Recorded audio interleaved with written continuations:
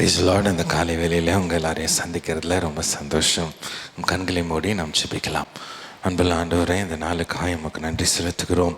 இந்த நாளிலும் நீர் எங்களோடு பேச வேண்டுமா நாங்கள் ஜெபிக்கிறோம். ஆண்டவரே, வந்திருக்கிற ஒவ்வொருவரோடும் நீர் தனிப்பட்ட முறையில் இடைபெட வேண்டுமா நாங்கள் ஜெபிக்கிறோம். நீர் என்ன எங்களுக்கு கற்றுத்தர விரும்புகிறீரோ அதை நாங்கள் கற்றுக்கொள்ள எங்கள் இருதயத்தை நாங்கள் திறந்து கொடுக்கிறோம். ஆண்டவரே, நீர் எங்களோடு பேசுங்க. இயேசுவின் நாமத்தில் ஜெபிக்கிறோம் நல்ல பிதாவே, ஆமென். நாம் கடந்த சில நாட்களாக இந்த வாரம் முழுவதும் நாம் எப்படி பழைய மனிதனை கலைத்து போட்டு புதிய மனிதனை தரித்து கொண்டு ஆண்டவரின் சாயல் கிட்ட நம்ம போய்கிட்டு இருக்கோம் என்பதை நம்ம தியானித்து கொண்டு இருக்கிறோம். எபேசியர் 4ஆம் அதிகாரம் அதிலிருந்து 22, 23, 24 வசனங்கள்லிருந்து இந்த வாரம் நாம் தியானித்து கொண்டு இருக்கிறோம். அதை வாசிக்கலாம்.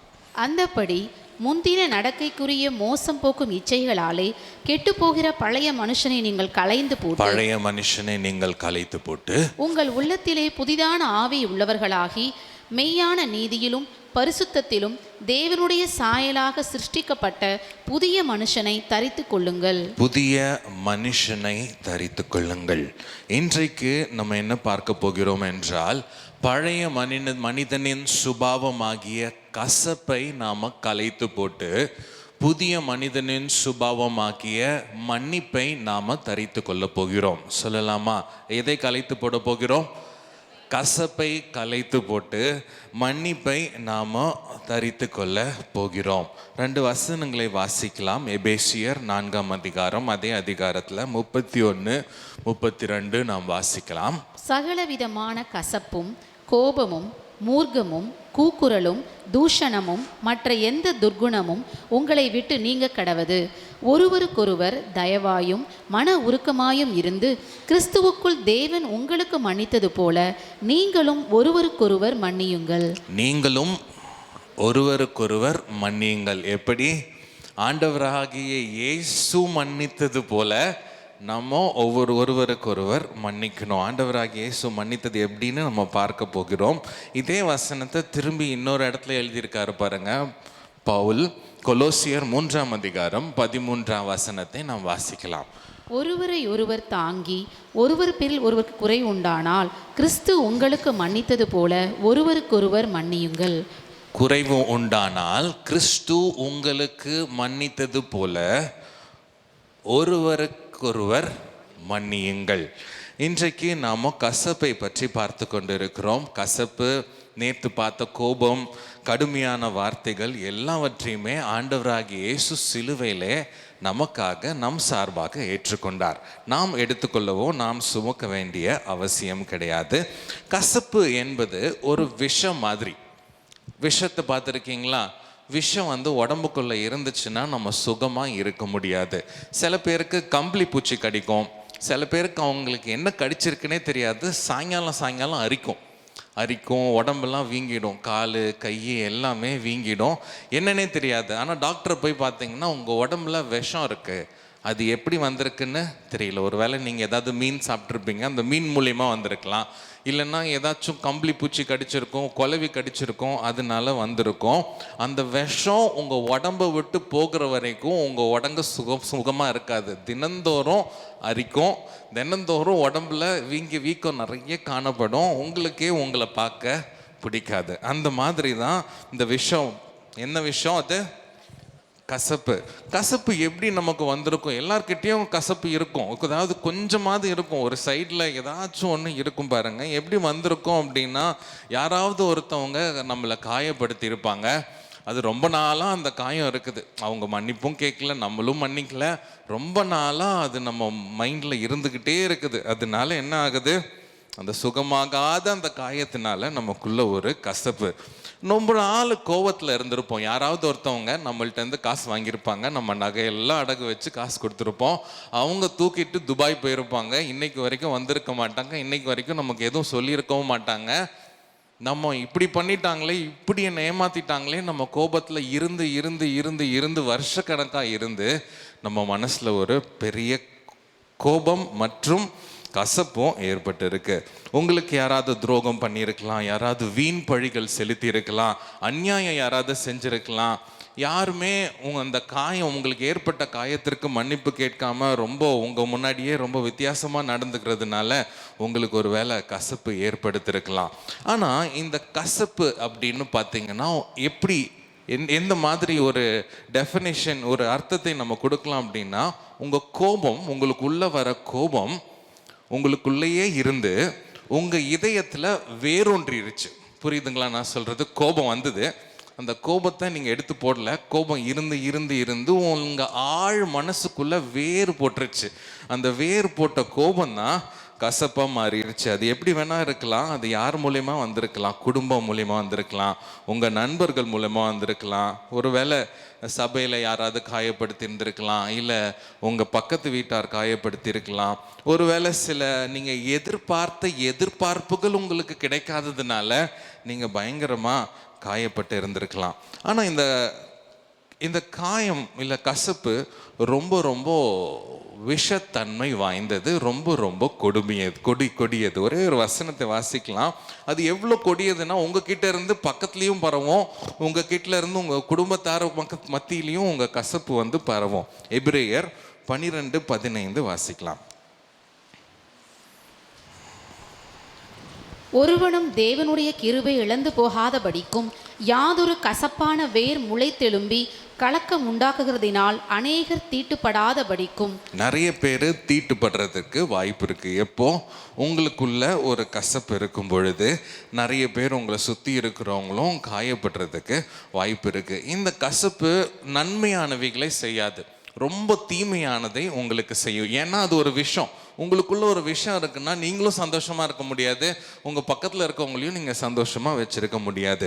ஒரு உதாரணத்துக்கு சொல்கிறேன். இங்கே ஒரு பிரதர் இருக்காருன்னு நீங்கள் வச்சுக்கோங்க. இங்கே ஒரு பிரதர் இருக்கார், அவர் பேர் பிரதர் ஜேம்ஸ். உங்கள் கற்பனையில் வச்சுக்கோங்க. இங்கே ஒருத்தர் பிரதர் ஜேம்ஸ் என்னை ஏமாற்றிட்டு ஒரு சிங்கப்பூர் போயிட்டாரு. ஃபோன் பண்ணால் எடுக்க மாட்டுறாரு. நான் ரொம்ப காசு அவர்கிட்ட கொடுத்துட்டேன். அதனால எனக்கு ஜேம்ஸ் மேலே செம்ம கோபம் வருது, எனக்கு பயங்கரமான கோபம். அந்த கோபம் பெருகி பெருகி எனக்குள்ள கசப்பாக மாறிடுச்சு. ஓகேங்களா? யார் இவர்? ஜேம்ஸு என் நண்பனாக இருந்தார். என்கிட்ட நிறைய காசு வாங்கிட்டு என்னை ஏமாற்றிட்டு, நான் லோனு போட்டு அவருக்கு காசு கொடுத்துருங்க. ஆனால் அவர் வந்து காசு வாங்கிட்டு போயிட்டாரு, ஃபோன் எடுக்க மாட்டுறாரு. சிங்கப்பூர்லேருந்து இந்தியா வந்தாலும் என்கிட்ட சொல்ல மாட்டுறாரு. இப்போ நான் கசப்பாக இருக்கிறது எப்படி தெரியுங்களா? நான் விஷத்தை குடிச்சிட்டு இவர் சாவாருன்னு எதிர்பார்க்குற மாதிரி. அப்போ என்கிட்ட தான் கசப்பு இருக்குது. அது யாருக்கு கெட்டது? எனக்கு தான் கெட்டது. பிரதர் ஜேம்ஸுக்கு ஒன்றுமே ஆக போகிறது கிடையாது. அவர் சிங்கப்பூரில் ஜாலியாக இருக்கார். ஆனால் நான் அவனை கசந்து டெய்லி திட்டி அவன் மேலே கோபமாக இருக்க எனக்கு தான் இது பெரிய பாதிப்பை ஏற்படுத்தக்கூடியதாக இருக்கிறது. நம்ம சில வசனங்களை நாம் வாசிக்க போகிறோம்.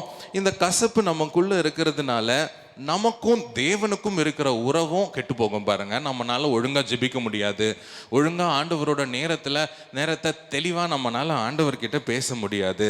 நிறைய நேரங்களில் சந்தோஷமா நம்ம இருக்க முடியாது, சந்தோஷமா ஆராதிக்க முடியாது. ஒரு ஆராதனை செய்யும் போது ஒரு வறட்சி காணப்படும். என்னடா அப்படின்ற மாதிரி ஒரு வறட்சி இருக்கும். ஏன்னா நம்ம உள் மனசுல பயங்கரமான ஒரு கசப்பு நமக்கு காணப்படுகிறது. மத்தேயு 6:14-15 வாசிக்கலாம்.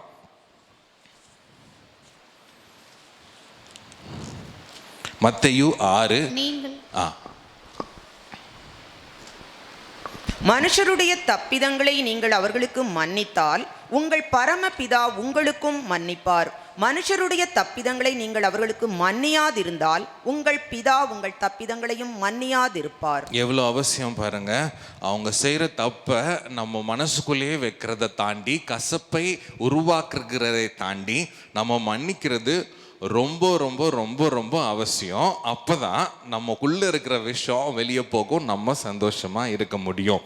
நமக்குள்ளே கசப்பு இருக்கிறதுனால நம்ம எப்படி மாறிடுவோம்னா, எப்போவுமே ஒரு எரிச்சல், ஒரு கோபம், ஒரு சந்தேக புத்தியோடையே நம்ம காணப்படுவோம். ஒரு கடினமான ஒரு மனிதனாக நம்ம காணப்படுவோம். நம்மளால ஆண்டவராகிய இயேசு கிறிஸ்துவை வெளிப்படுத்த முடியாமையே போயிடும். எப்போனா நம்ம ஒரு கசப்பான மனிதனாக இருக்கும் பொழுது. இப்போ நம்ம முக்கியமான பகுதிக்கு வந்திருக்கிறோம். நம்ம ஆண்டவராகிய இயேசு கிறிஸ்து என்ன செய்தார் என்பதை பார்க்க போகிறோம். ஆண்டவராகிய இயேசு கிறிஸ்து சிலுவையில் என்ன செய்தார் என்பதை முதலாவது பார்க்க போகிறோம். இரண்டாவது, யோசேப்பு எகிப்து தேசத்துல எப்படி சகோதரர்களை மன்னித்தார் என்பதை பார்க்க போகிறோம். மூன்றாவது, நமக்குள்ள இருக்கும் பாருங்க அந்த கசப்பு, நம்ம எவ்வளோதான் மன்னிக்கணும்னு நினைச்சாலுமே மன்னிக்க முடியாது. அந்த அளவுக்கு ஒரு பயங்கரமான கசப்பு. இதை எப்படி பிரதர் மன்னிக்கிறது அப்படின்ற அளவுக்கு அது ஒரு பயங்கரமான ஒரு விஷயமா இருக்கும். அதை நம்ம எப்படி மன்னிக்கிறது, இந்த 3 காரியத்தை பார்க்க போகிறோம். ஆண்டவராகிய இயேசு எப்படி மன்னித்தார், அடுத்தது யோசேப்பு எப்படி மன்னித்தார், மூன்றாவது கடினமான கசப்பு. ரொம்ப ரொம்ப கஷ்டங்க அது மன்னிக்கிறதுக்கு. இந்த உலகத்தில் யாருக்குமே நடந்திருக்காதுங்க, அது எனக்கு நடந்திருக்குங்க. ஆனால் எப்படிங்க நான் மன்னிக்கிறது, நீங்கள் சொன்னீங்கன்னா எப்படி மன்னிக்கிறது அப்படின்னு ஒரு வேளை நீங்கள் கேட்கலாம். முதலாவது நம்ம பார்க்க போகிறது, ஆண்டவராகிய இயேசு சிலுவையில் எப்படி மன்னித்தார். ஆண்டவராகிய இயேசு கிறிஸ்துவுக்கு நடந்த அநியாயம் இந்த உலகத்தில் யாருக்குமே நடக்கலை. கரெக்டுங்களா? யாருக்குமே ஆண்டவராகிய இயேசு கிறிஸ்துவுக்கு நடந்த அநியாயம் இந்த உலகத்தில் யாருக்குமே நடக்கலை. அவர் சுகப்படுத்தின அளவுக்கு, அவர் நன்மை செய்த அளவுக்கு இந்த உலகத்தில் யாருமே செய்யலை. ஆனாலும் அவரை தவறாக பேசினாங்க, அவரை தவறாக தண்டித்தாங்க, அவரை அடிச்சிட்டு போனவங்க நக்கல் பண்ணாங்க. அவங்க சொன்ன வார்த்தைகள் பயங்கர கொடூரமான வார்த்தைகள். அவர் யாரை தேடி வந்தாங்களோ அந்த மக்களே அவரை நிராகரிச்சாங்க. சீஷர்கள் எல்லாம் அவர் 3 வருஷம் ஊழியம் செஞ்சு கூட உட்கார்ந்து சாப்பிட்ட சீஷர்கள் அவரை தனியாக விட்டுட்டு ஓடி போயிட்டாங்க. ஆண்டவராகிய இயேசு கிறிஸ்துவுக்கு நடந்த அநியாயம் மாதிரி, கொடுமை மாதிரி யாருக்குமே நடந்திருக்காது. ஒத்துக்கிறீங்களா? ஆண்டவராகிய இயேசு கிறிஸ்துவுக்கு விசேஷமாக சிலுவை பாதையில் நடந்த அநியாயம் மாதிரி யாருக்குமே நடந்திருக்காது. ஆனால் ஒரு முக்கியமான வார்த்தையை ஆண்டவர் சொல்றாரு சிலுவையில். லூக்கா 23ஆம் அதிகாரம் 33, 34. இப்போ என்ன நடக்குதுன்னா, ஆண்டவர் சிலுவை பாதையில் சிலுவையை சுமந்து போய்விட்டார். சிலுவையை சுமந்து சிலுவையில் அரைஞ்சிட்டாங்க. அரைஞ்சு சிலுவையில் மேலே நிறுத்திட்டாங்க. சிலுவையில் ஆண்டவர் தொங்கி கொண்டிருக்கிறார். இப்போ மக்கள் எல்லாம் பார்த்துட்டு இருக்காங்க, ஆண்டவருக்கு தெரிந்தவர்கள் பார்த்துக்கிட்டு இருக்காங்க, ஆண்டவருடைய கூட வந்த அம்மா ஸ்திரீகள்லாம் பார்த்துட்டு இருக்காங்க, போர் சேவகர்கள் பார்த்துட்டு இருக்காங்க. இவர் என்ன சொல்லுவாரு அப்படின்னு பார்த்துட்டு இருக்கும்போது இவர் முதலாவது வார்த்தையை இப்படி சொல்லுகிறார். அப்பொழுது இயேசு, பிதாவே, இவர்களுக்கு மன்னியும், தாங்கள் செய்கிறது இன்னதென்று அறியாதிருக்கிறார்களே என்றார். அவருடைய வஸ்திரங்களை அவர்கள் பங்கிட்டு சீட்டு போட்டார்கள். பிதாவே, இவர்களுக்கு மன்னியும், தாங்கள் செய்கிறது இன்னதென்று அறியாதிருக்கிறார்களே என்றார். இதை எப்பங்க சொல்றார்? முன்னாடி வசனம் வாசிக்கலாம், 33ஆம் வசனம். கபாலஸ்தலம் என்று சொல்லப்பட்ட இடத்தில் அவர்கள் சேர்ந்த பொழுது அங்கே அவரையும் அவருடைய வலது பக்கத்தில் ஒரு குற்றவாளியையும் அவருடைய இடது பக்கத்தில் ஒரு குற்றவாளியையும் சிலுவைகளில் அறைந்தார்கள். சிலுவைகளில் அறைந்தார்கள். யார் அரைஞ்சாங்க? இயேசுவையும் சிலுவையில் அரைஞ்சிட்டாங்க, கூட 2 பேரையும் சிலுவையில் அரைஞ்சிட்டாங்க. அவர் சிலுவையில் அரைஞ்ச பிறகு அவர் தொங்கிக் கொண்டிருக்கும் பொழுது, அவர் வேதனையின் உச்ச கட்டத்தில் இருக்கும்போது, காயத்தின் உச்ச கட்டத்தில் இருக்கும்போது, அவர் நொறுக்கப்படும் போது, அந்த நிமிஷத்துல ஒரு ஜெபத்தை ஏறெடுக்கிறார். என்ன ஜெபத்தை ஏறெடுக்கிறார்? பிதாவே, இவர்களை மன்னியும் என்று அந்த ஜெபத்தை ஏறெடுக்கிறார். இன்றைக்கு நம்ம யோசிக்க வேண்டிய விஷயம் என்னன்னா, நம்ம காயப்பட்டுட்டு இருக்கிற அந்த நேரத்தில் ஆண்டவர் உங்களையும் என்னையும் மன்னிக்கணும்னு ஆண்டவர் எதிர்பார்க்கிறார். இப்போ ஒருவேளை ஒரு பயங்கரமான காயத்துக்குள்ள நீங்க கடந்து போயிட்டு இருக்கீங்க. உங்க வீட்டார் வந்து உங்களை பயங்கரமா திட்டிட்டு இருக்காங்க, இல்லை பயங்கரமா காயப்படுத்திட்டு இருக்காங்க, நீங்க செய்யாத குற்றத்துக்காக உங்களை குற்றப்படுத்திட்டு இருக்காங்கன்னு வச்சுக்கோங்களேன். அந்த நிமிஷத்துல அந்த திட்டு இல்லை கேவலமா பேசுறது, அந்த கெட்ட வார்த்தைக்கு நடுவுல நீங்க அவங்கள மன்னிக்கணும். ஆண்டவரே, இவங்களை மன்னிங்கன்னு நீங்கள் மனசில் ஒரு ஜெபத்தை ஏறெடுக்கணும் என்பது ஆண்டவருடைய விருப்பம். விசுவாசிக்கிறீங்களா? அல்லேலூயா. இது நீங்கள் பண்ணி பாருங்களேன், உங்களுக்கு உங்கள் வாழ்க்கையில் அவங்க குடும்ப சூழலே மாறுகிறதை நீங்கள் உணர்வீங்க. யோசிச்சு பாருங்கள், நீங்கள் உட்காந்துட்டு இருக்கீங்க, ஒரு வேளை உங்களை சுற்றி உங்களுக்கு தெரிஞ்சவங்களாக இருக்கலாம், தெரியாதவங்களாக இருக்கலாம், நண்பர்களாக இருக்கலாம், உறவினர்களாக இருக்கலாம், உங்களை ஏதோ ஒரு பழி சுமத்துறாங்க, உங்களை திட்டுறாங்க, உங்கள் தகாத வார்த்தைகளில் பேசுகிறாங்க, உங்களை பயங்கரமாக காயப்படுத்துகிறாங்க. அந்த நேரத்தில் உங்களுக்கு பயங்கரமாக கோபம் வருது. எந்திரிச்சு நின்று இப்போ நான் பயங்கரமாக பேச போகிறேன், இல்லைன்னா யாரையாவது அடிக்க போகிறேன், இல்லை எதையோ தூக்கி போட போகிறேன், அந்த அளவுக்கு உங்களுக்கு கோபம் வருது. ஆனால் நீங்கள் எழுந்து ஆண்டவர் செய்ததை செஞ்சு பாருங்க. வாயை திறந்து சொல்ல வேண்டாம், எழுந்து அப்படியே மனசுக்குள்ளேயே சொல்லுங்க, ஆண்டவரே, இவங்களை நான் மன்னிக்கிறேன், இவங்க செய்கிறத இவங்க காயப்படுத்துறது எனக்கு ரொம்ப கஷ்டமாக இருக்குது.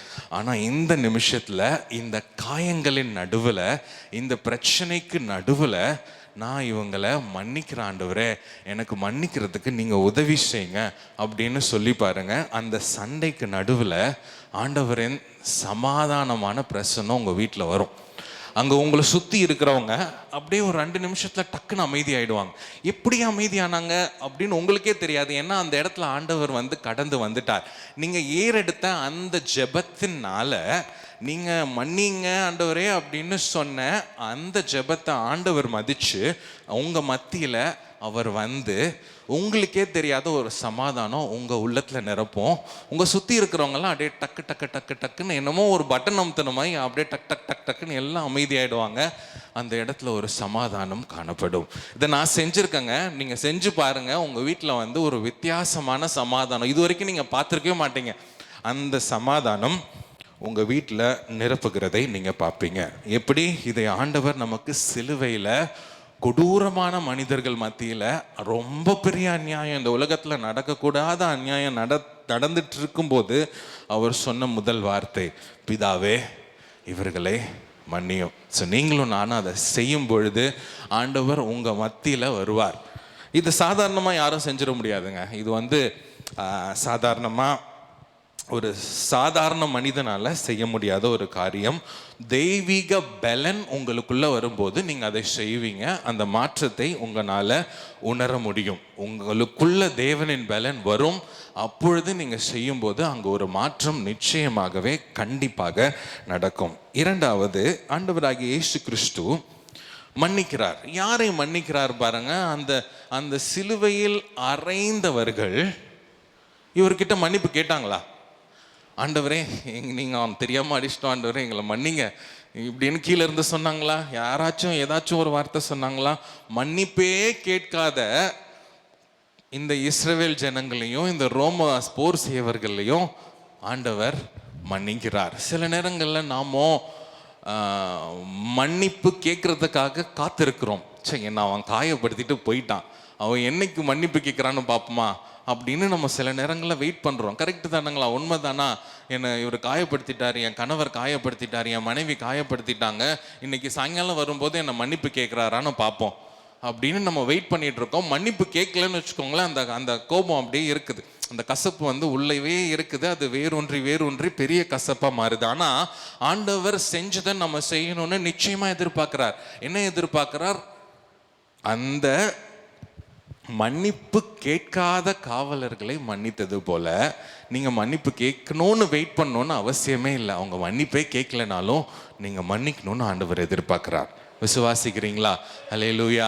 நீங்கள் மன்னிப்பே கேட்காத மனிதர்களையும் நீங்கள் மன்னிக்கணும். அவங்க தெரியாமல் செஞ்சுட்டு போயிட்டாங்க, அவங்களுக்கு தெரில, அவங்க என்ன செஞ்சாங்கன்னு தெரியல அப்படின்னு சொல்லிட்டு நீங்கள் இமீடியட்டாக நீங்கள் மன்னிக்கும் போது அங்கே ஒரு மாற்றத்தை நீங்கள் பார்க்க முடியும். மூன்றாவது, அவர் யாரை மன்னித்தார்? மன்னிப்பு கேட்காதவர்களே மன்னித்தார். ஓகே. அடுத்தது அவர் மன்னித்தது அவருடைய எதிரிகளை. கரெக்டுங்களா? நம்ம இன்னைக்கு நம்ம குடும்பத்தாரையே மன்னிக்கிறதுக்கு அவ்வளோ யோசிப்போம். குடும்பத்தாரே இவ்வளோ குடும்பமாக என் குடும்பத்தில் இருக்கவன் இப்படி என்னை காயப்படுத்திட்டானே, அவனை எப்படி மன்னிக்கிறதுன்னு நம்ம யோசிப்போம். ஆனால் இவர் குடும்பத்தாரும் கிடையாது, சீஷனும் கிடையாது, யாரோ எதிரி, அதுவும் இஸ்ரவேலுக்கு எதிரியாக இருக்கிற ரோமர்கள் இவரை அடிக்கிறாங்க. ஆனால் எதிரிகளையும் ஆண்டவர் மன்னிக்கிறார். அந்த கஷ்டத்தின் மத்தியில் சிலுவையில் தொங்கி கொண்டு இருக்கும் பொழுது எவ்வளோ வேதனை இருந்திருக்கும் பாருங்கள். சிலுவையில் தொங்கி முடித்த பிறகு இல்லை, உயிர் தெழுந்ததுக்கு அப்புறம் அவர் மன்னிக்கல, அதுக்கு முன்னாடி அவர் மன்னிக்கல. ஆனால் அந்த பிரச்சனையின் நடுவில் அந்த வலியின் உச்சகட்டம் அப்போ தான் சிலுவையில் அரைஞ்சிருக்காங்க. அப்போதான் ஒரு ஃபஸ்ட்டு டைம் இந்த வேதனையாக அவர் அனுபவிக்கிறார். இவ்வளோ கொடுமையான வேதனையாக ஒரு வாழ்க்கையில் எப்போவுமே அனுபவிச்சதில்லை. அவ்வளோ கொடுமையான வேதனையின் மத்தியில் அவர் மன்னிக்கிறார். மன்னிக்கிறது மாத்திரம் இல்லை, அவர் எதிரிகளை மன்னிக்கிறார். அவரை மன்னிங்கன்னு யாருமே கேட்கல, ஆனாலும் அவர்களை தெளிவாக பொறுமையாக மன்னிக்கிறார். இந்த மாதிரி நம்ம நடந்து கொள்கிறோமா என்பது நாம் சிந்திக்க வேண்டிய ஒரு விஷயம். ஆனால் நிச்சயமாகவே ஆண்டவர் எதிர்பார்க்குறார், நீங்களும் நானும் இப்படி மன்னிக்கணும் அப்படின்னு எதிர்பார்க்குறார். இப்படி மன்னிச்சோம் அப்படின்னா நம்மளை சுற்றி இருக்கிறவங்க சீக்கிரமாக வந்துடுவாங்க. ஆண்டவர் அறியாதவங்க டக் டக் டக்குன்னு ஐயோ இப்படி ஒன்று நடக்குமா, இப்படி இவங்க பிஹேவ் பண்ணுவாங்களா, ஆண்டவர் இந்த ஒரு மாற்றத்தை இவங்களுக்குள்ள கொண்டு வருவாரா அப்படின்னு ஒரு ஆச்சரியத்துக்குள்ளாகி அப்படியே வாயை பொழந்துட்டே சர்ச்சுக்கு வந்துடுவாங்க. ஆமேன். சரி, ரெண்டாவது நம்ம போகலாம். யோசேப்பின் வாழ்க்கையில் எப்படி மனிதர்களை மன்னித்தான் என்பதை நம்ம பார்க்க போகிறோம். யோசேப்பு யாருடைய மகன்? யாக்கோபு. யாக்கோபு யாருடைய மகன்? ஈசாக்கு. ஈசாக்கு யாருடைய மகன்? ஆபிரகாம். சரி, ஆபிரகாமோட கொல்லு பேரன்னா யோசேப்பு, கரெக்டுங்களா? யோசேப்பு ரொம்ப செல்லமாக வளர்க்கப்பட்ட மகன். அவனுடைய அப்பா அவனுக்கு செல்லமாக நிறைய காரியங்கள் செய்ததுனால, யாக்கோபு நிறைய காரியங்கள் செல்லமாக செஞ்சதுனால அவனுடைய சகோதரர்கள் கோபப்பட்டாங்க. ஒரு சூழ்நிலை வரும்போது சகோதரர்கள் அவங்களுடைய வெறுப்பை காண்பித்தாங்க. எப்படி காண்பித்தாங்க? அவனை தூக்கி குழியில் போட்டாங்க. குழியில் ஒருத்தன் போட வேணான்னு சொல்லி ஒருத்தன் தூக்கி விற்றுட்டாங்க. விற்றதுனால அடிமையாக அவனை எகிப்துக்கு கூட்டிகிட்டு போனாங்க. எகிப்தில் அவன் நிறைய பிரச்சனைகளில் சிறையில் இருந்தான், நிறைய பிரச்சனைகளை பார்த்தான். எத்தனை வருஷம்னா 13 வருஷம் அவன் பாடுகளை அனுபவித்தான். அதையும் தாண்டி அவன் பாடுகளை அனுமதித்திருக்கலாம். அப்போது அந்த 13 வருஷம் அவன் நினச்சிட்டு இருக்கணும்னா நினச்சிட்டு இருக்கலாம், என்னுடைய சகோதரர்கள் எவ்வளோ மோசமானவனுங்கடா. இல்லை, ஒரு சாதாரண மனுஷனாக இருந்தால் இப்போ நீங்கள் ஜெயிலில் இருக்கவங்களாம் பார்த்தீங்கன்னா அவங்கள யாராவது இந்த மாதிரி பண்ணியிருந்தாங்கன்னா கெட்ட வார்த்தையில் திட்டி திட்டி அவங்கள தீத்துருவாங்க. ஏன்னா அவங்க கோபம், அவ்வளோ கோபம் இருக்கும். கோபம் அடங்குற வரைக்கும் திட்டிகிட்டே இருப்பாங்க. அப்படி திட்ட திட்ட திட்ட அவங்களுக்குள்ள பயங்கரமான கசப்பு தான் வந்திருக்கணும். ஆனால் இந்த யோசேப்பு பாருங்க, அவ்வளோ வருஷம் சிறையில் இருந்திருக்கான், அவ்வளோ வருஷம் கஷ்டப்பட்டு இருக்கான். ஆனால் அவனுக்குள்ள கசப்பு இல்லை. அவன் என்ன பண்ணியிருக்கான் பாருங்க, மன்னிக்கிறது மாத்திரம் அல்ல, மன்னித்து மறக்கிறது தான் ஆண்டவருடைய குணம். விசுவாசிக்கிறீங்களா? மன்னிக்கிறது மாத்திரம் இல்லை, மன்னித்து நாம் மறக்கணும். அதான் நீங்கள் யோசிப்பீங்க, அட மன்னிக்கிறதே பெரிய விஷயங்க, மன்னித்து எப்படிங்க மறக்கிறது? ஒரு மனுஷனுக்கு மூளை இருக்குல்ல, அந்த மூளையில் எப்படியும் இருக்கும், ஒரு மூளையில் இருக்கும். என்ன இருக்கும்? நான் பட்ட காயங்கள், எனக்கு அவன் என்ன பண்ணான்றது கண்டிப்பாக இருக்க தான் செய்யும். மன்னிச்சாலும் எவ்வளோ தான் 50 நாள் 40 நாள் ஃபாஸ்டிங் போட்டு மன்னிச்சாலும் மூளையில் இருக்க தான் செய்யும். கரெக்டுங்களா? அப்போ எப்படிங்க மறக்கிறீங்க அப்படின்னு சொல்கிறது அப்படின்னா, மன்னித்து மறக்கிறதுக்கு என்ன அர்த்தம் அப்படின்னா, இப்போது பிரதர் அவங்க எனக்கு பிரதர் ஜேம்ஸ் எடுத்துக்கலாம். பிரதர் ஜேம்ஸ் எனக்கு காயப்படுத்திட்டு என்னை போயிட்டார், சிங்கப்பூர் போயிட்டார் பிரதர் ஜேம்ஸ். ஆனால் எனக்கு பயங்கரமாக காயம் இருக்குது. ஆனால் நான் மன்னிக்கிறேன்னு வச்சுக்கோங்களேன். நான் மன்னிச்சு மறந்துட்டேன் அப்படின்னா நான் இந்த ஜேம்ஸ் பண்ண விஷயத்தை யார்கிட்டையுமே சொல்ல மாட்டேன். புரியுதுங்களா நான் சொல்கிறது? நான் மன்னித்து இந்த ஜேம்ஸை மன்னித்து மறந்து விட்டேன் என்றால், இல்லை உண்மையாக மன்னிச்சிட்டேன் அப்படின்னா இவர் சொன்னதை நான் யார்கிட்டையும் சொல்ல மாட்டேன். இல்லைன்னா என்ன பண்ணுவேன்னா, நான் யாரெல்லாம் பார்க்குறேனோ அந்த ஜேம்ஸுக்குன்னு ஒரு ஊர் இருக்கும் பாருங்கள், அந்த ஊர் சைடில் காரில் போகும்போது சொல்லுவேன், இங்கே ஒருத்தன் இருந்தான், அவன் பேர் ஜேம்ஸ், ஆனால் அவனை மன்னிச்சிட்டேன். ஆனால் அவன் என்ன பண்ணான், 50 லட்சம் காசு வாங்கிட்டு அவன் சிங்கப்பூர் போயிட்டான். அப்போ நான் உண்மையாக மன்னிச்சிட்டேனா? இல்லை. உண்மையாக மன்னிக்கிறதுனா என்ன அர்த்தம்னா, அந்த பிரதர் ஜேம்ஸை மன்னிச்சிட்டேன், இந்த பிரதர் ஜேம்ஸை பற்றி யாருக்கிட்டேயுமே நான் பேச மாட்டேன் அப்படின்னு முடிவு எடுத்து நீங்கள் மன்னிக்கிறது தான் உண்மையான மன்னிப்பு. ஓகேங்களா? அதை பற்றி யாருக்கிட்டேயும் எந்த சூழ்நிலையிலையும், நீங்களும் இன்னும் ஒரு மனிதன் தான் இருக்கீங்க, ரொம்ப சீக்ரெட், ரொம்ப க்ளோஸ் ஃப்ரெண்டு, இவர்கிட்ட சொன்னால் யார்கிட்டையுமே சொல்ல மாட்டார். அப்படி இருந்தால் கூட நீங்கள் அந்த மன்னித்த விஷயத்தை நீங்கள் வெளியே சொல்லாமல் இருந்தீங்கன்னா மட்டும்தான் நீங்கள் உண்மையாக மன்னிச்சிட்டிங்கன்னு அர்த்தம். அல்லேலூயா. அந்த அளவுக்கு நம்ம யோசேப்பு இருக்கிறாரு பாருங்க. யோசேப்பு மன்னிக்கிறது மட்டுமல்ல, உண்மையாக மன்னிச்சிருக்காரு. அதை நம்ம இங்கே பார்க்கலாம். ஆதியாகமம் 45ஆம் அதிகாரம் 1வது வசனத்தை நாம் பார்க்கலாம். ஆதியாகமம் 45:1. அப்பொழுது யோசேப்பு தன் அருகே நின்ற எல்லாருக்கும் முன்பாக தன்னை அடக்கி கொண்டிருக்க கூடாமல் யாவரையும் என்னை விட்டு வெளியே போக பண்ணுங்கள் என்று கட்டளையிட்டான். யோசேப்பு தன் சகோதரருக்கு தன்னை வெளிப்படுத்துகையில் ஒருவரும் அவன் அருகில் நிற்கவில்லை. இங்க யோசேப்பு பிரைம் மினிஸ்டரா இருக்காருங்க. இங்க இங்கே பார்வோனுக்கு அடுத்த நிலையில யோசேப்பு. இன்னொரு வசனம் இருக்கு, நான் பேருக்கு தான் பார்வோன், ஆனா மீதி எல்லாத்தையும் நீ தான்ப்பா பார்க்க போறேன்னு ஒரு பார்வோன் சொல்லிட்டார். அப்போ பார்வோனையும் தாண்டி அன்னைக்கு எகிப்து அமெரிக்கா மாதிரி, அன்னைக்கு எகிப்து அமெரிக்கா மாதிரி, பார்வோன் ட்ரம்ப் மாதிரி. இப்போ ட்ரம்ப் இடத்துல யார் இருக்கா? யோசேப்பு இருக்கிறான். இன்னைக்கு அந்த அந்த நிலைமையெல்லாம் அவன் இருக்கும்போது சகோதரர்களை மன்னிக்கிறான். பெரிய விஷயம். அந்த கூட இருக்கிற அந்த எகிப்து மக்களுக்கு தெரியக்கூடாதுன்னு நினைக்கிறான். அந்த சகோதரர்கள் தான் என்னை காட்டி கொடுத்து நான் அவங்கனால தான் இந்த குடியில் விழுந்து என்னை அடிமையாக்கி ஜெயிலில் போய் நான் வந்திருக்கிறேன் அப்படின்னு இந்த எகிப்து மக்களுக்கு தெரியக்கூடாது. ஒருவேளை தெரிஞ்சதுன்னா அவங்க அது பரவிடும் அப்படின்னு ஏதோ யோசிக்கிறாரு. ஆனால் தெரியக்கூடாது அப்படின்னு சொல்லிட்டு அவங்க எல்லாரையும் வெளியே அனுப்புகிறாரு பாருங்க. வெளியே அனுப்பிட்டு தான் அவர் சொல்கிறார், நான் தான்ப்பா நீங்கள் காட்டி கொடுத்த அந்த அன்பு சகோதரன் அப்படின்னு சொல்கிறாரு. இன்னைக்கு நம்ம உண்மையாக மன்னிக்கிறோமா? நிஜமாவே மறக்கிறது கஷ்டம்தான். ஆனால் யார்கிட்டையும் சொல்லாமல் இருக்கிறோம் அப்படின்னா நம்ம சீக்கிரமாக அந்த காரியம் நம்ம மனதிலிருந்து போய்விட நிறைய வாய்ப்புகள் இருக்கிறது. எப்படி மன்னிக்கிறோம்? யோசேப்பை போல மன்னிக்கிறோமா என்பது நீங்களும் நானும் நிச்சயமாக யோசித்து பார்க்க வேண்டிய ஒரு விஷயம்.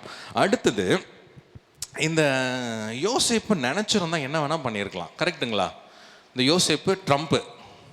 யோசேப்பு இன்னைக்கு எகிப்தில் ட்ரம்ப் மாதிரி இருக்கார். நீங்கள் அவர் நினச்சிருந்தாருன்னா ஒரு சகோதரர்களை ஒரு வழி பண்ணியிருந்துருக்கலாம், என்ன வேணால் பண்ணியிருந்துருக்கலாம். சகோதரர்களை 10 தடவை ரவுண்டு சுத்த வந்திருக்கலாம். நீ இதெல்லாம் பண்ணால் தான் உனக்கு சாப்பாடுன்னு சொல்லியிருந்துருக்கலாம். அதெல்லாம் சாப்பாடு கொடுக்கணுன்னா நீ இதெல்லாம் எனக்கு எடுத்துன்னு சொல்லியிருந்துருக்கலாம். அதுக்கப்புறம் திரும்பி வீட்டுக்கு போன்னு சொல்லியிருந்துருக்கலாம். நீ இங்கெல்லாம் இருக்கக்கூடாது, வெளியே போயிரு அப்படின்னு சொல்லிட்டு கொடுமையான இடத்த கொடுத்துருக்கலாம். ஆனால் யோசேப்பு நல்ல இடத்த கொடுக்குறார் சகோதரர்களுக்கு. நீங்கள் எல்லாரும் வாங்க, எல்லாரும் இங்கே இருங்க, உங்களுக்கான எல்லாத்தையுமே நான் செய்கிறேன் அப்படின்னு சொல்லிட்டு அவ்வளோ தாராளமாக இருக்கிறாரு பாருங்க. அவர் நினச்சிருந்தா அந்த பழி வாங்கினாங்க பாருங்க, அந்த போர்த்திபாருடைய மனைவி, அவங்கள தூக்கி வாழ்நாள் தண்டனை கொடுத்துருந்துருக்கலாம். ஆயுள் தண்டனை, உனக்கு நீ ஜெயிலில் ஃபுல்லாகவே இரு, நீ என்ன பண்ண நீ அப்படின்னு கொடுத்துருக்கலாமா? கொடுத்துருக்க கூடாதா? கண்டிப்பாக அந்த போர்த்திபார் மனைவி என்ன பண்ணா அப்படின்னு சொல்லிட்டு கொடுத்துருந்துருக்கலாம். ஆனால் யோசேப்புக்கு பாருங்க, அவரோட கடினமான பாதையில் ஆண்டவர் என்ன கற்றுக் கொடுத்தார் என்பதை அவர் அறிந்திருந்தார். அவருடைய கடினமான பாதையில் ஆண்டவருடைய சித்தம் நிறைவேறினது என்பதை அவர் அறிந்திருந்தார். புரியுதுங்களா உங்களுக்கு? தேவன் என்ன நமக்கு கற்றுத்தர விரும்புகிறார் இந்த கடினமான கசப்பின் பாதையில், இல்லைன்னா மன்னிக்க முடியாத இந்த பாதையில் ஆண்டவர் என்ன கற்றுத்தருகிறார் என்பதை நாம் சிந்திக்க வேண்டியது ரொம்ப ரொம்ப முக்கியம். சில நேரங்களில் அந்த பாதையில் நம்ம போகிறதுக்கு காரணம் நமக்கு ஒரு பெரிய உயர்வை ஆண்டவர் வச்சிருக்காரு. அந்த உயர்வில் நீங்கள் இந்த பாதையில் போகலைன்னா அங்கிருந்து வழுக்கி விழுந்துடுவீங்க. அங்கிருந்து நீங்கள் வழுக்கி விழக்கூடாதுன்றதுக்காக இந்த பாதையில் ஆண்டவர் கூட்டிகிட்டு போகிறார். விசுவாசிக்கிறீங்களா? யோசேப்புக்கும் அந்த மாதிரி தான். இந்த பாதையெல்லாம் போனதுனால அவன் ஆண்டவருக்கு நெருங்கினவனாக இருந்தான். அவன் நிறைய காரியங்களை கற்றுக்கொண்டான். அதனால மேலே இருக்கும்போது இப்போ அவன் மன்னிக்க தயாராக இருக்கிறான் இந்த பாதைகளினாலே. புரியுதுங்களா உங்களுக்கு? நம்ம முழுசாக மன்னிக்கிறோம் என்றால் நமக்குள்ளே இருக்கிற இரக்கம் பெருகும், நம்ம மற்றவர்களை தேற்றுகிறவர்களாக மாறுவோம். இங்கே யோசேப்பு என்ன பண்ணுறாருன்னா, அவருடைய சகோதரர்களை மன்னிக்கிறாரு. மன்னித்து நல்ல உண்மையாக மன்னிக்கிறார். மன்னிச்சு மறக்கிறது மாத்திரம் இல்லை, அவங்கெல்லாம் வந்ததுக்கப்புறம் அவங்கள கட்டி பிடிக்கிறாரு, அரவணைக்கிறாரு, அவங்களுக்கு என்ன தேவையோ எல்லாத்தையுமே தராரு. அவங்க அப்பாவை கூட்டு வர சொல்கிறாரு, சந்தோஷப்படுறாரு. நீங்கள் மற்றவர்களை தேற்றுகிறவர்களாக மாறுவீங்க நீங்கள் உண்மையாக மன்னிக்கும் பொழுது. இங்கே சில நேரங்களில் நம்ம யோசிப்போம், இன்னைக்கு என் நிலைமை இப்படி இருக்குப்பா, ஆனால் நாள் ஒன்று வரும், அன்னைக்கு எனக்கு காசு வரும், அன்னைக்கு எனக்கு புகழ் வரும், அப்போ நான் உன்னை என்ன பண்ணுறேன் பாரு அப்படின்னு மனசுக்குள்ளே யோசிப்போம். கரெக்டுங்களா? இன்னைக்கு நான் இப்படி இருக்கேன்டா, நீ மேலே இருக்க, நீ என்னை நக்கல் பண்ணுற, கிண்டல் பண்ணுற, திட்டுற, காயப்படுத்துகிற, ஆனால் நாள் ஒன்று வரும், அன்னைக்கு எனக்கு காசு வரும்போது நான் என்ன பண்ணுறேன் பாரு அப்படின்னு நம்ம யோசிக்கிறோம். ஆனால் அப்படி யோசிக்கவே கூடாது. எப்படி யோசிக்கணும்? யோசேப்பு மாதிரி நம்ம யோசிக்கணும். மன்னிச்சு முற்றிலுமாக நம்ம மறக்கிறவர்களாக காணப்பட வேண்டும். ஒரு மனிதனுடைய உண்மையான குணம் எப்போ வெளிப்படும் தெரியுங்களா? ஒரு மனிதனுடைய உண்மையான குணம் அவனுடைய தாழ்வில் வெளிப்படாது. அவனுக்கு பணமோ செல்வாக்கும் அதிகாரமும் இருக்கும்போது அவனுடைய உண்மையான குணம் என்ன என்பதை நம்மளால் பார்க்க முடியும். ஒரு மனுஷன் ரொம்ப நல்லவனாக இருப்பார், ஆனால் அவருக்கு நீங்கள் நல்ல காசு இருக்குன்னு வச்சுக்கோங்களேன், நல்ல அதிகாரம் இருக்குது, நல்ல ஒரு எம்எல்ஏவாக ஆயிட்டார். இப்போ அவர் எப்படி இருக்கிறார்? இப்போ மன்னிக்கிறவராக இருக்காரா? இப்போ தாழ்மையாக இருக்கிறாரா? இப்போ பழி வாங்குற சிந்தனை இல்லாமல் இருக்காரா என்று நீங்கள் பார்த்தீங்கன்னா அவர் நிஜமாவே நல்ல மனிதன். இந்த யோசேப்பு நிஜமாவே நல்ல மனிதன் பாருங்க. அவருக்கு பதவி வந்தது, உயர்வு வந்தது, அவர் தான் ராஜா, அவர் தான் ட்ரம்ப்பு இன்னைக்கு. ஆனால் எந்த அளவுக்கு மன்னிக்கிறார் பாருங்க.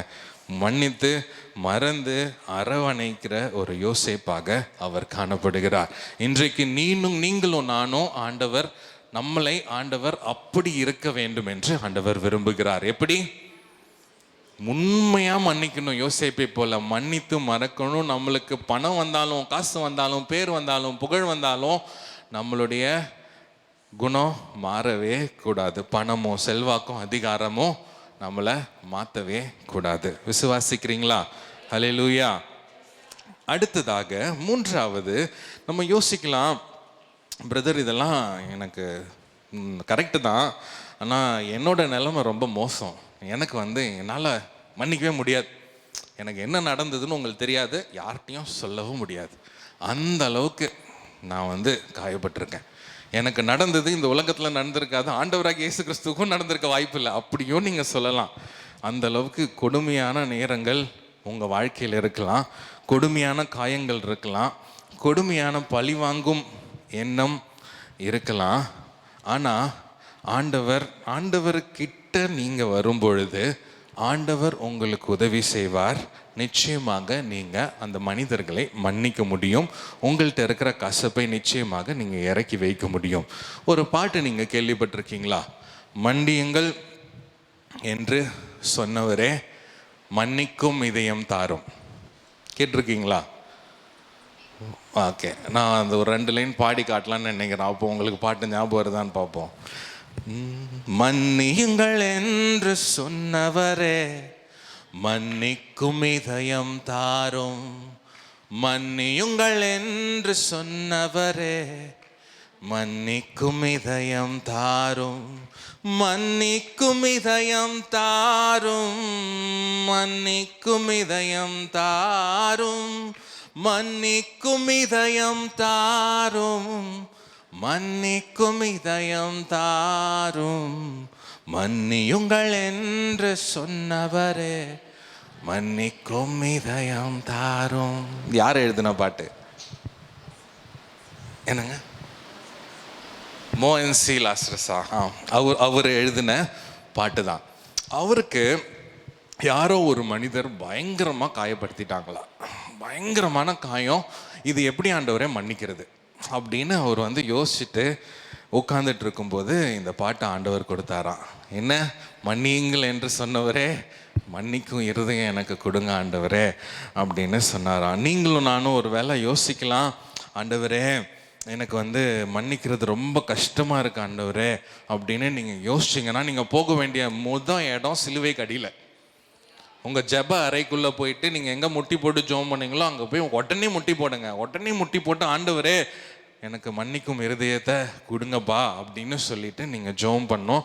எனக்கும் மன்னிக்கிறது கஷ்டமாக இருந்தால் இந்த பாட்டு தான் பாடுவேன். ரொம்ப ரொம்ப ஆறுதலாக இருக்கும். ரொம்ப மன்னிக்கிற இருதயம் அப்படியே உள்ளேருந்து வெளியே வர மாதிரி ஒரு ஃபீலிங்கை கொடுக்கும். நம்ம கண்டிப்பாக மன்னிக்கணும், 100% முழுமையாக மன்னிக்கணும். பாருங்கள், எப்போ நம்மளால் மன்னிக்க முடியும்? இந்த மாதிரி கொடுமையான நேரங்களில் முட்டி போடுங்க, சிலுவை காண்டே போங்க, ஆண்டவரே மன்னிக்கிறதுக்கு எனக்கு உதவி செய்யுங்க அப்படின்னா நிச்சயமாக ஆண்டவர் உதவி செய்வார்.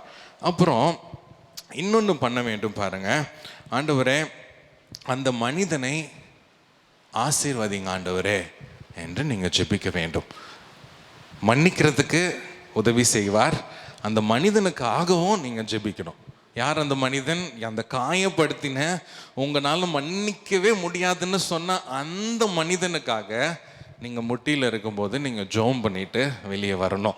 அப்படி நீங்கள் வெளியே வரும்போது உங்களால் அந்த காயத்தை நீங்கள் உங்கள் மனசில் இருக்கவே இருக்காது. முழுசாக நீங்கள் அழிச்சு போடுறீங்க. நீங்கள் அழிக்கலை, ஆண்டவர் உங்கள் உள்ளத்திலேருந்து எடுத்து போட்டுக்கிறார். விசுவாசிக்கிறீங்களா? ஆமென். நம்ம சர்ச்சில் பிரதர் பார்த்த சாரதி இருக்கார்.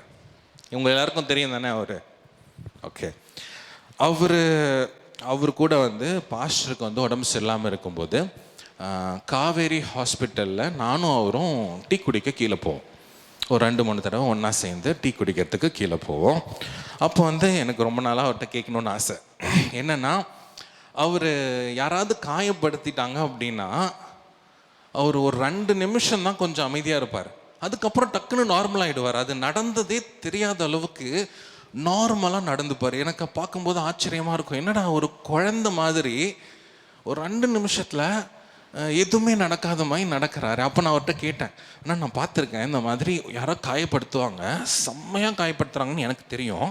ஆனால் 2 நிமிஷத்தில் நீங்கள் நார்மலாக ஆகிட்டு நார்மலாக பேசுகிறீங்க, எதுவுமே இது வரைக்கும் நடக்கவே இல்லைன்ற மாதிரி பேசுகிறீங்க, எப்படி அப்படின்னு கேட்கும்போது அவர் இதான் சொன்னார். நான் என்ன பண்ணுவேன்னா, அந்த காயத்தை எடுத்துகிட்டு போய் ஆண்டவர் பாதத்தில் வச்சு ஜெபம் பண்ணுவேன். ஆண்டவரே, இந்த மாதிரி காயப்படுத்திட்டாங்க, நான் உங்களை மன்னிக்கிறேன் அப்படின்னு சொல்லிட்டு ஜெபம் பண்ணுவேன்.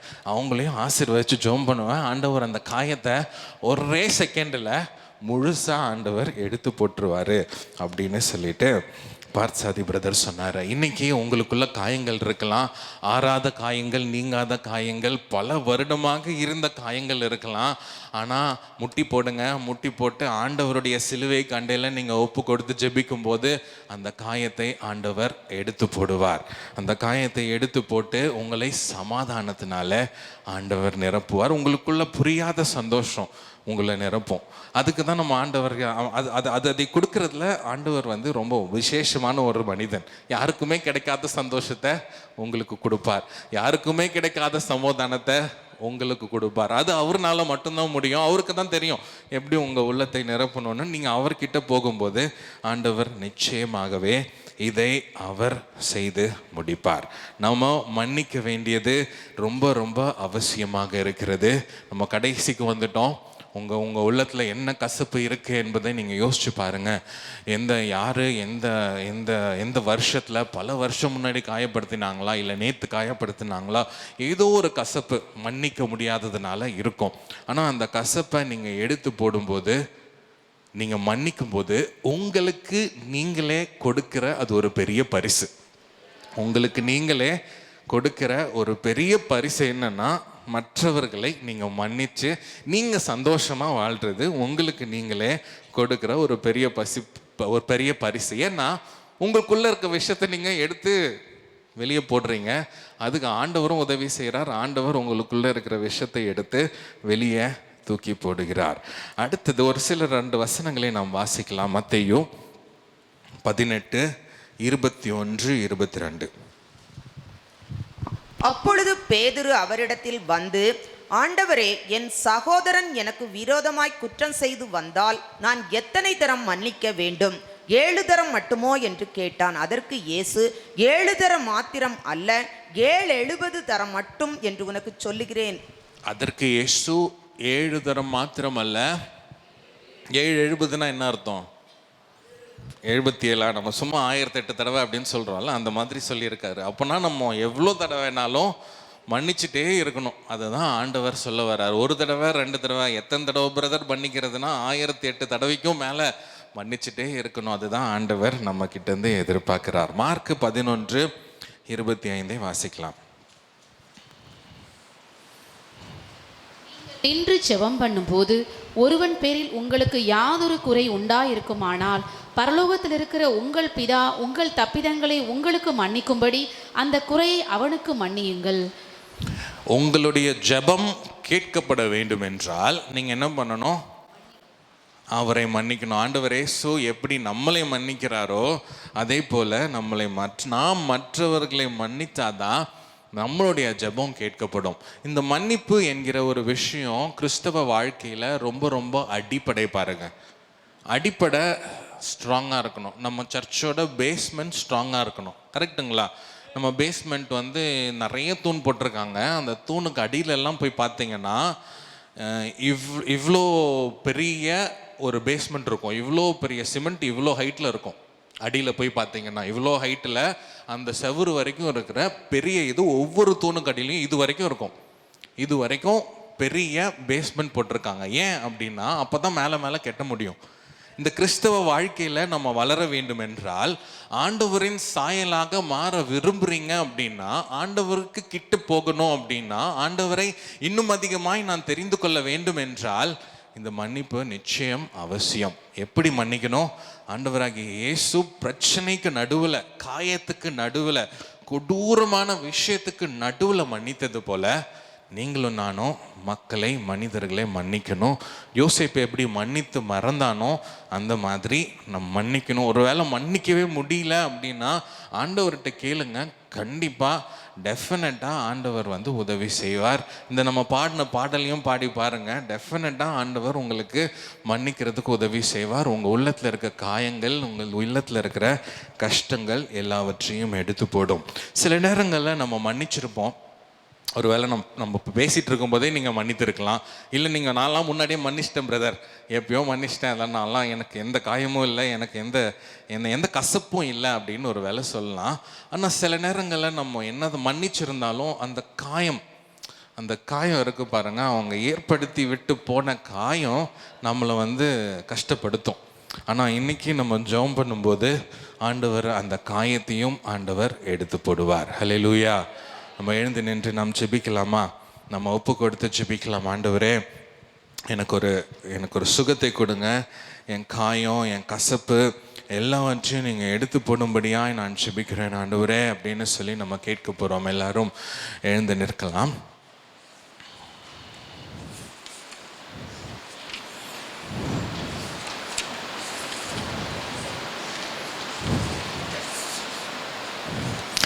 கண்களை மூடி நம்ம ஆண்டவரை நோக்கி பார்க்கலாம். ஆண்டவரே, இந்த வேலைக்காய் உமக்கு நன்றி செலுத்துகிறோம். ஆண்டவரே, நீர் எங்களோடு பேசின இந்த வசனங்களுக்காய் நன்றி செலுத்துகிறோம். எங்கள் வாழ்க்கையில் கசப்பு இருக்கிறது உண்மைதான் ஆண்டவரே. இந்த கசப்புக்கு காரணம் நாங்கள் அநேகரை உண்மையாக மன்னிக்கலப்பா. நாங்கள் பேருக்கு மன்னிச்சு அப்படியே நாங்கள் போயிட்டோம் ஆண்டவரே. ஆனால் இன்றைக்கு நீர் எங்களோடு பேசி இருக்கிறீர் என்று நாங்கள் விசுவாசிக்கிறோம் ஆண்டவரே. உண்மையாய் மன்னிக்க எங்களுக்கு உதவி செய்யுங்கப்பா. எந்த நிலைமையில் நாங்கள் இருந்தாலும், எவ்வளோ பெரிய ஒரு காயமாக இருந்தாலும், எவ்வளோ பெரிய கசப்பு அது எங்கள் மனசில் இருந்தாலும் நாங்கள் மன்னிக்க விரும்புகிறோம் ஆண்டவரே. அந்த மன்னிக்கிற இருதயத்தை நீங்கள் எங்களுக்கு இப்பொழுதே கொடுக்க வேண்டுமாய் நாங்கள் ஜெபிக்கிறோம் ஆண்டவரே. அந்த கசப்பெல்லாம் எடுத்து போடுங்கப்பா. அந்த கசப்புனால எங்களுக்கு வந்த காயங்கள் உள்ள இருக்கலாம், அந்த காயத்தையும் நீங்கள் எடுத்து போட வேண்டுமா நாங்கள் ஜெபிக்கிறோம் ஆண்டவரே. நீர் எங்களுக்கு கற்றுக் கொடுத்த மாதிரி, நீர் எங்களுக்கு சிலுவையில் கற்றுக் கொடுத்த மாதிரி, அந்த பிரச்சனைக்கு நடுவில், சிலுவை பாடுக்கு மத்தியில் நீங்கள் எப்படி மன்னிச்சிங்களோ யாருன்னே தெரியாது, ஆனால் அவங்களையும் மன்னிச்சிங்கப்பா. மன்னிப்பே கேட்கல, அவங்களையும் மன்னிச்சிங்க, எதிரிகளையும் மன்னிச்சிங்க ஆண்டவரே. அந்த அளவுக்கு ஒரு இருதயத்தை எங்கள் உள்ளத்தில் தாங்க ஆண்டவரே. ஒரு மன்னிக்கிற இருதயத்தை கொடுங்க. இதுவரைக்கும் செஞ்ச குற்றங்கள், எங்களுக்கு எதிராக செஞ்ச குற்றங்களையும் நாங்கள் மன்னிக்கணும். இனிமே எங்களுக்கு எதிராக செய்ய போகிற குற்றங்களையும் நாங்கள் உடனே மன்னிக்கணும். அந்த குற்றம் நடந்து கொண்டு இருக்கும் போதே நாங்கள் மன்னிக்கணும் ஆண்டவரே. அதுக்கு எங்களுக்கு நீங்கள் உதவி செய்ய வேண்டுமா நாங்கள் ஜெபிக்கிறோம் ஆண்டவரே. யோசேப்பு எப்படி மன்னித்தானோ, முழுமையாக மன்னிச்சு அந்த காரியத்தை முற்றிலுமாக மறந்தானோ, அந்த மாதிரி மன்னித்து மறக்கிற உம்முடைய இருதயத்தை நீங்கள் எங்களுக்கு கொடுக்கும்படியாய் நாங்கள் ஜெபிக்கிறோம் ஆண்டவரே. இனிமே எங்களை காயப்படுத்தினாங்க அப்படின்னா நாங்கள் அந்த காயத்தை உங்கள் பாதத்தில் நாங்கள் ஒப்பு கொடுக்க எங்களுக்கு உதவி செய்யுங்கப்பா. இனிமே ஆண்டவரே, அந்த காயத்தை நாங்கள் வளர்த்து ஒரு உள்ளுக்குள்ளே இருதயத்துக்குள்ளே இருக்கிற ஒரு கசப்பாக மாற்றி விடாதபடி உங்கள் பாதத்தில் நாங்கள் ஒப்பு கொடுத்து, உங்கள் மன்னிப்பு நாங்கள் பெற்ற மாதிரி நாங்களும் மற்றவர்களை மன்னிக்க எங்களுக்கு உதவி செய்ய வேண்டுமா நாங்கள் ஜெபிக்கிறோமப்பா. அன்புள்ள பிதாவே, இந்த நாளுக்காய் நன்றி செலுத்துகிறோம். இந்த வேலையில் நீங்கள் பேசின வசனங்களுக்காய் நன்றி. நாங்கள் உங்கள் பாதத்தில் ஒப்பு கொடுத்துருக்குறோம் ஆண்டவரே. நீர் எங்களுக்கு மன்னிக்க கற்றுக் கொடுத்துருக்கிறீங்கப்பா. மன்னிப்பு எவ்வளோ அடிப்படை என்பதை நீங்கள் கற்றுக் கொடுத்துருக்கீங்க ஆண்டவரே. அந்த மன்னிக்கும் இருதயத்தினால நீர் எங்களை நிரப்ப வேண்டுமா நாங்கள் ஜெபிக்கிறோம் ஆண்டவரே. இங்கே வந்திருக்கிற ஒவ்வொருவரோடும் நீங்கள் இடைப்படுங்கப்பா. அவங்களுக்குள்ள மன்னிக்கும் இருதயத்தை நீங்கள் கொடுங்க ஆண்டவரே. இப்பொழுதே ஒரு மன்னிக்கிற இருதயம் அவங்களுக்குள்ள உருவாக வேண்டுமா நான் ஜெபிக்கிறேன் ஆண்டவரே. அவங்களுக்குள்ள இருக்கிற எவ்வளோ பெரிய கசப்பாக இருந்தாலும் அந்த கசப்பை நீர் எடுத்து போடுங்கப்பா. மன்னிக்கும் இருதயத்தினால அவங்க இருதயத்தை முழுமையாக நிரப்ப வேண்டுமா நான் ஜெபிக்கிறேன் ஆண்டவரே. அவங்க மன்னிக்கும் பொழுது யாரும் புரிஞ்சாம, யாரும் கொடுக்க முடியாத சமாதானத்தினால அவங்க உள்ளத்தை நீங்கள் நிரப்ப வேண்டுமாய் நாங்கள் ஜெபிக்கிறோம் ஆண்டவரே. அவங்க யாரெல்லாம் மன்னிக்கிறாங்களோ ஆண்டவரே, அவங்களுக்காக ஜெபிக்கவும் நீங்கள் உதவி செய்ய வேண்டுமாய் நாங்கள் ஜெபிக்கிறோம் ஆண்டவரே. அவங்க கொடுமையான காயங்கள்ல வந்திருக்கலாம், அந்த காயங்கள் எல்லாவற்றையும் நீர் ஆற்ற வேண்டுமாய் நாங்கள் ஜெபிக்கிறோம் ஆண்டவரே. உங்கள் பாதத்தில் அவங்களுடைய பாரத்தை இறக்கி வைத்ததுனால நீர் அவர்களோடு இருந்து அந்த காயத்தை முழுமையாக இருந்த இடம் தெரியாமல் நீங்கள் அழித்து போட வேண்டுமாய் நான் ஜெபிக்கிறேன் ஆண்டவரே. நீங்கள் முற்றிலுமாய் இந்த காரியத்தை இன்றைக்கு நீங்கள் செய்ய போகிறதற்காக உமக்கு நன்றி செலுத்துகிறோம். ஒரு பெரிய சமாதானம் அவங்க உள்ளத்திலையும் அவங்க குடும்பத்திலையும் அவங்க போகிற இடங்கள் எல்லாத்துலேயும் நிரப்ப வேண்டுமாய் நான் ஜெபிக்கிறேன் ஆண்டவரே. அப்படியே நீர் செய்ய போறீங்க, அதற்காக நன்றி செலுத்துகிறோம் அப்பா. இனிமே ஆண்டவரே அவங்க மன்னிக்கிற விதங்கள் வித்தியாசமாக இருக்கணும், நாங்கள் மன்னிக்கிற விதங்கள், நாங்கள் நடந்து கொள்கிற விதங்கள் வித்தியாசமாக இருக்க வேண்டுமா நாங்கள் ஜெபிக்கிறோம். நீர் அதை செய்ய போகிறீர், அதற்காக நன்றி. உங்கள் பாதம் பணிந்து எங்கள் ஜெபங்களை ஏறெடுக்கிறோம். இயேசுவின் நாமத்தில் ஜெபிக்கிறோம் நல்ல பிதாவே, ஆமென் ஆமென். எல்லாரும் சேர்ந்து சொல்லலாம். ஆத்துமாவே ஆத்துமாவே கர்த்தரை ஸ்தோத்திரி. ஆமென் ஆமென். நம்முடைய கர்த்தராகிய இயேசு கிறிஸ்துவின் கிருபையும் பிதாவாகிய தேவனுடைய அன்பும் பரிசுத்த ஆவியானவரின் ஐக்கியமும் நாம் அனைவரோடும் இருப்பதாக. ஆமென் ஆமென். ஹல்லேலூயா ஹல்லேலூயா ஹல்லேலூயா.